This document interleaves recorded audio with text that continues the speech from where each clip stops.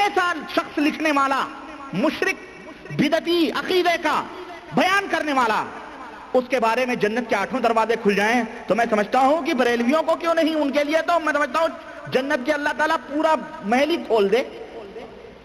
وہ کیوں بیچارے محروم رہیں ہیں؟ وہ کیوں محروم رہیں؟ ہماری تو خیر بات ہی نہیں ہے، ہم تو غیر مقلد ہیں، کافر ہیں ان کی نظروں میں ہیں.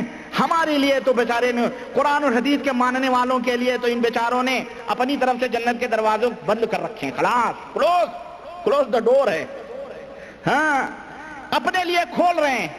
یہ دیکھیں تبلیغی بھائیو، دیکھو تمہارے امام، تمہارے رہبر، تمہارے امیر شیخ الحدیث نے اس کے ماننے والوں کتابوں میں کیا لکھا؟ اعلی علیین میں جگہ دی گئی ہے، ایسا لاکھوں کروڑوں میں کوئی ہوتا ہے.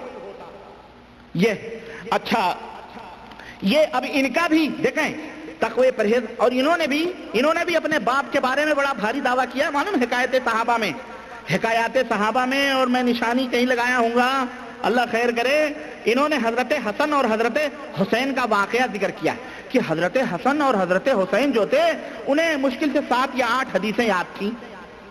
یہ واقعہ ذکر کیا انہوں نے کہ انہیں 7 یا 8 روایتیں انہوں نے کی ہیں، اتنی حدیثیں یاد تھیں. اور وہیں پر لکھتے ہیں کہ ہمارے والد مرحوم جو تھے، اب ذرا سوچو، کہاں راجہ بھوج اور کہاں گنگوا تیلی، کہاں سیدہ شباب اہل الجنہ، جنت کے نواسے رسول، جنت کے پھول، جنت کے نوجوانوں کے سردار، کہاں وہ، اور کہاں زکریا صاحب جیسے ملغوب بکواس لکھنے والے شیخ الحدیث کے والد کہتے ہیں ہمارے والد صاحب، ہماری امی یا ہماری دادی بتلاتی تھی کہ ہمارے والد صاحب جو ہے جب دودھ چھڑایا گیا ان کا تو وہ انہوں نے پاؤ پارے حفظ کر لیے تھے. کتنے پارے؟ پاؤ پارے انہوں نے حفظ کر لیے تھے. پاؤ پارے انہوں نے حفظ کر لیے تھے. جب دودھ چھڑایا گیا تو ان کے کتنے پارے حفظ تھے؟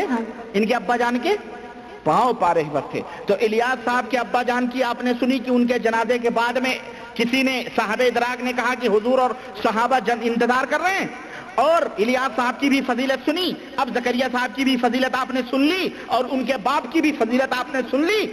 اب میں آگے انشاءاللہ اب ان کی سمجھدانی بتاؤں میں حدیث کی. وہ سید واڑیات غازی پوری نے جو لکھا ہے کہ ہم دیوبند کے لوگ، تمہیں حدیث سمجھنا، تم کیا جانو حدیث، تم حدیث کی گردان کرتے ہو. حدیث سمجھنا ہے تو ذرا دیوبند کے مدرسے میں جاؤ، آؤ ہم تمہیں لے کے چلتے ہیں شیخ الحدیث دیوبند کے زکریا صاحب کے مدرسے میں لے کے چلتے ہیں. یہ دیکھو حدیثیں کس طرح سمجھ رہے ہیں. چنانچہ یہ تبلیغی نصاب، اس میں ذرا میں تلاش کیا ہوں، لیکن یہ اس میں ذرا آسانی ہے. تبلیغی نصاب دونوں ملکوں کا رخ دکھاؤں نا میں. یہ ہندوستانی پرنٹ ہے، یہ پاکستانی پرنٹ ہے. مکتبہ رحمانیہ اردو بازار لاہور، شیخ الحدیث احمد زکریا صاحب. چنانچہ آئیے دیکھتے ہیں یہی فضائل کیا ہے، یہ حکایات صحابہ، صفحہ نمبر 66 میں حدیث دانی کا ملاحظہ فرمائیں. دیکھیں حضرت نے حدیث لکھی ہے کیا کہ ایک صحابی تھے جو کیا کہتے ہیں نماز پڑھ رہے تھے، اور مطلب لمبا واقعہ ہے، انہوں نے لکھا نماز پڑھ رہے تھے اور تیروں پہ تیر آئے، خون بہ رہا ہے لیکن نماز نہیں توڑ رہے ہیں، اور انہوں نے نماز مکمل کر دی. اب لکھ رہے ہیں فائدہ یہ تھی ان حضرات کی نماز کا شوق تھا، یہ ہے نا. بہرحال اب وہ تیر پہ تیر کھائے لیکن انہوں نے نماز نہیں چھوڑی، بات ختم ہو گئی. یعنی نماز کی فضیلت بیان کی جا رہی ہے حکایات صحابہ کے تعلق سے. اب لکھ رہے ہیں کہ ایک فقہی مسئلہ بھی اختلافی ہے. کیا لکھ رہے ہیں کہ ایک فقہی مسئلہ بھی اختلافی ہے. چنانچہ خون نکلنے سے ہمارے امام یعنی امام اعظم کے نزدیک وضو ٹوٹ جاتا ہے، امام شافعی کے نزدیک نہیں ٹوٹتا ہے. امام شافعی کے نزدیک نہیں ٹوٹتا ہے.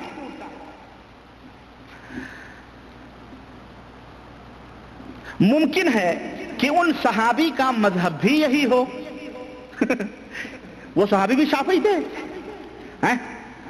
اعوذ باللہ. یہ حدیث کی وہ ہے سمجھ.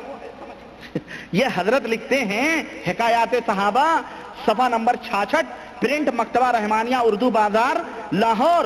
کیا لکھتے ہیں کہ ممکن ہے کہ ان صحابی کا مذہب بھی یہی رہا ہو، یا اس وقت تک اس مسئلے کی تحقیق نہ ہوئی ہو کہ حضور صلی اللہ علیہ وسلم اس مجلس میں تشریف فرما نہ تھے، یا اس وقت تک یہ حکم ہوا ہی نہ ہو۔ دیکھیں تعویلات پہ تعویلات ہیں، یہ تعویلیں کارتوس کی طرح لگتی ہیں۔ مقصد کیا ہے ان کا؟ مقصد یہ ہے کہ چھری پھینکو، اندھیرے میں تیر پھینکو، کوئی نہ کوئی تیر تو لگ ہی جائے گا۔ کیا کیا کریں؟ ہو سکتا ہے اس صحابی کا مذہب یہی رہا ہو، یا ہو سکتا ہے کہ اس وقت تک اس مسئلے کی تحقیق نہ ہوئی ہو، نمبر 2۔ نمبر 3، ہو سکتا ہے حضور اس مجلس میں چونکہ تشریف فرمانا تھے، تیسری تعویل۔ چوتھی تعویل، یا اس وقت تک یہ حکم ہی نہ ہوا ہو۔ اب آپ سوچتے ہوں گے کہ حضرت شیخ الحدیث سہارنپور دیوبند کے اس کو کرنے کی کیا ضرورت پیش آئی؟ تو میں بتاؤں، ان حنفی، معذرت کے ساتھ اپنے احناف بھائیوں سے، حنفی مذہب کا ایک بہت ہی موٹا اصول ہے، اصول ہم نے پڑھا ہے کیا، کہ اگر کوئی حدیث تمہارے مذہب کے خلاف جائے تو اس حدیث کا کیا کیا جائے گا؟ اس حدیث کی تعویل کی جائے گی، دیکھا جائے گا اس حدیث کو، یا تو وہ حدیث جو ٹکرا رہی ہے اس حدیث کی تعویل کی جائے گی، اور چیزم کی طرح کھینچ تان کے کسی طرح اپنے مذہب کے مطابق ڈھالا جائے گا۔ مذہب کو اس کے مطابق نہیں ڈھالا جائے گا، بلکہ حدیث کو اپنے مذہب کے مطابق ڈھالا جائے گا، یا تو اس حدیث کو منسوخ سمجھا جائے گا، یا تو اس حدیث کو کیا سمجھا جائے گا؟ جو اپنے مذہب کے خلاف جو حدیث ہے اس حدیث کو منسوخ کہہ دو کہ منسوخ ہے، اور یا تو وہ حدیث مرجوح قرار ہوگی، یعنی ہمارا مذہب آگے ہوگا اور وہ حدیث مرجوح ہوگی، راجح ہمارا مذہب ہوگا، حدیث مرجوح ہوگا۔ اعوذ باللہ، خود بدلتے نہیں، قرآن کو بدل دیتے ہیں۔ یہ ہیں اس دور کے فقیہ، کہہ رہے ہیں یا تو اس صحابی کا مذہب شافعی مذہب رہا ہوگا۔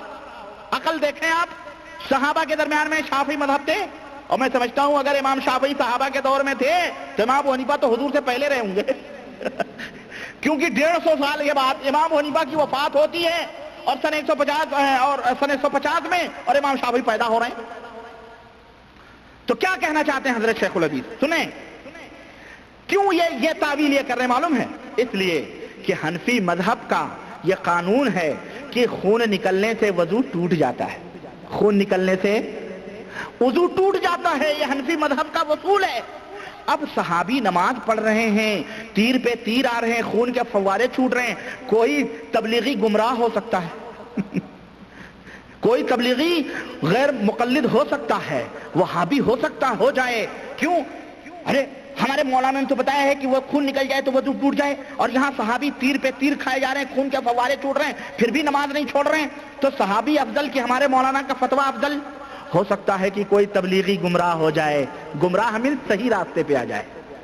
ہاں، ان کے نزدیک گمراہ ہیں نا، جو قرآن حدیث مانے وہ گمراہ ہیں، وہ بے مذہب ہیں، بد دین ہیں، غیر مقلد ہیں، ان کا کوئی مذہب نہیں ہے۔ تو ہو سکتا ہے کہ کوئی تبلیغی صحابی کے نقش قدم پہ چلنے لگے، اس لیے شیطان نے چال چلی اور کیا کہا؟ تعویل کرو، کیا؟ اس صحابی کا مذہب وہی رہا ہوگا، شافعی کا۔